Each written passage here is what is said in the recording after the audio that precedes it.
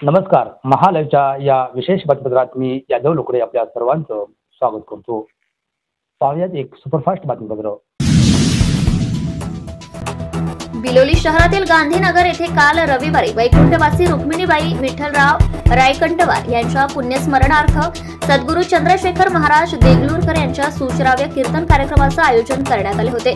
सद्गुरू चंद्रशेखर महाराज हे आपल्या घरी येत असल्यामुळे रायकंटवार परिवाराच्या वतीने जय्यत तयारी करण्यात आली होती.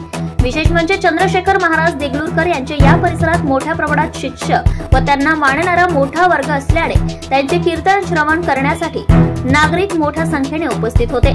या आयोजित कार्यक्रमासाठी येणाऱ्या भाविक भक्त व नागरिकांसाठी रायकंटवार परिवाराच्या वतीने महाप्रसाद सुद्धा ठेवण्यात आला होता.